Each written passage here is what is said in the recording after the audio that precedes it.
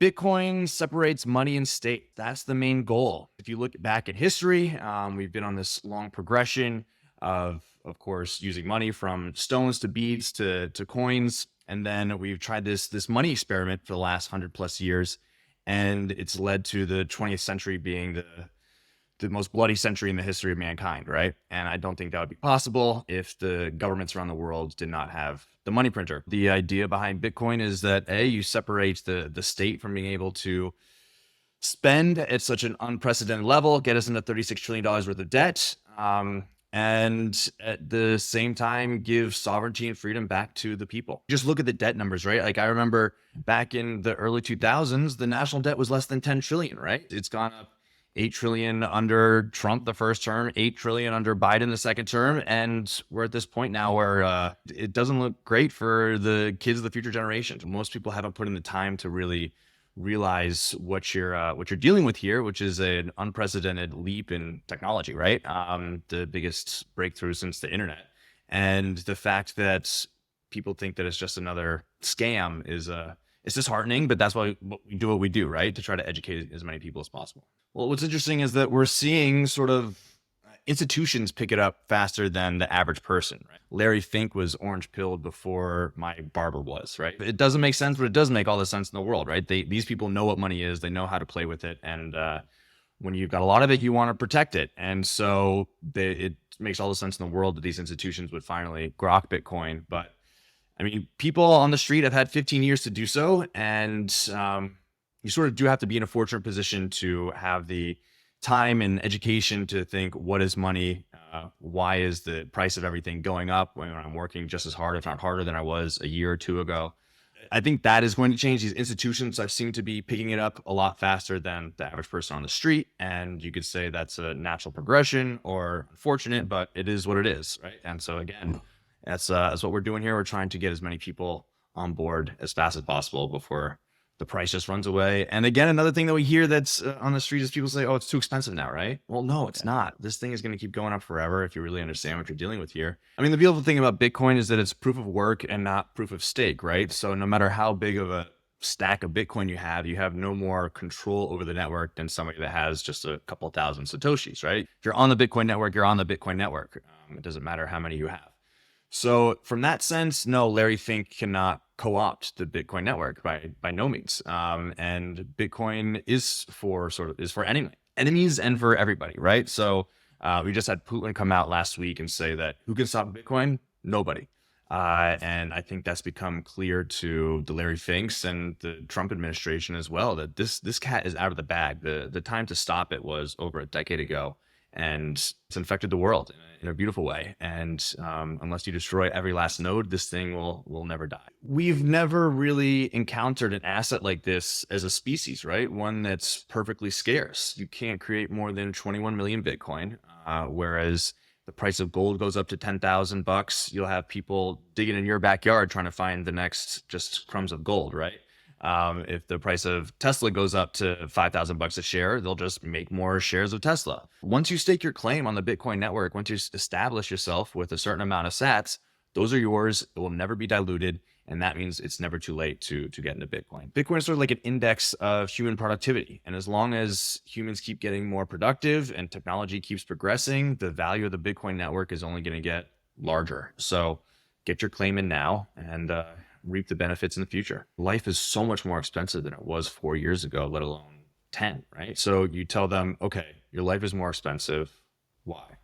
Most people don't know. I mean, they blame the inflation during COVID on supply and demand issues, but the real thing was that they created 40% of all dollars in those 18 months. I think one line that really clicks with people is that dollars are infinite. And for every dollar that they create, it makes the dollars in your pocket worth less. And so this abundance of dollars is chasing after a scarce amount of goods, and that means that the prices need to go up.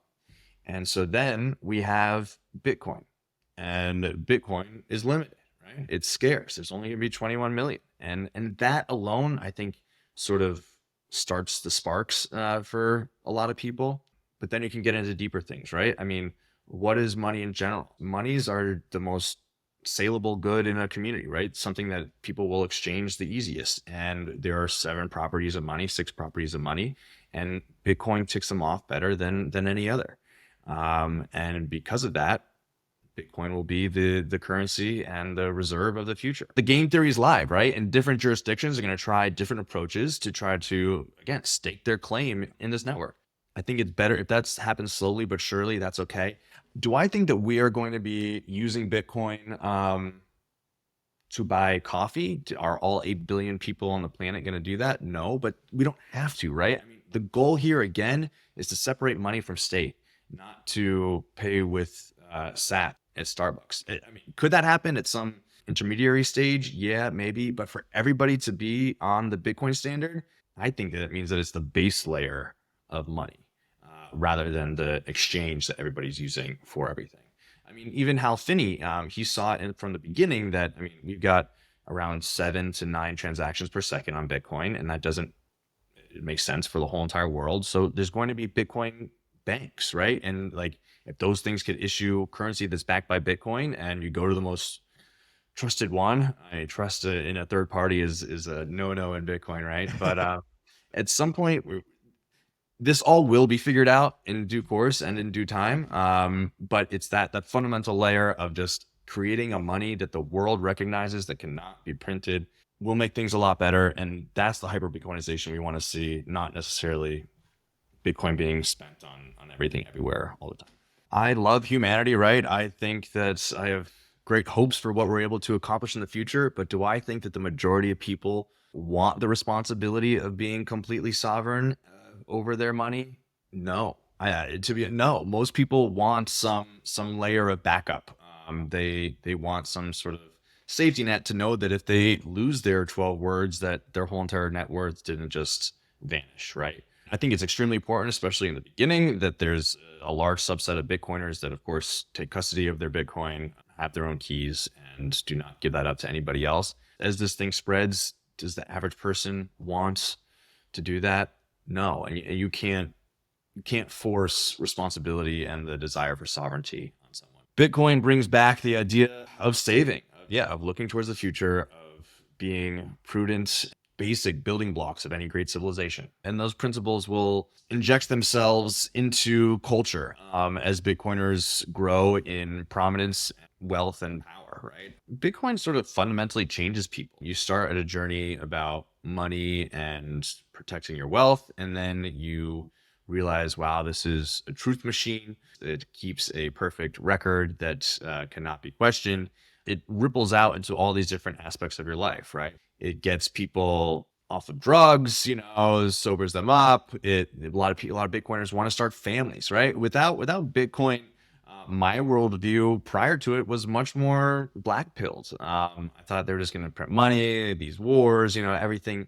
There really was no beacon forward that could show me a way that, wow, life could be better in the future if we're able to just realize these things together. The sort of spiritual aspect of Bitcoin, right? The philosophical aspect of Bitcoin, opening yourself up to a brighter future, hope, the upliftment of man on both the material sense and the inner sense. Sort of the antidote to nihilism. So people who are new to Bitcoin might not see that yet, but spend a little time and it'll happen to you too.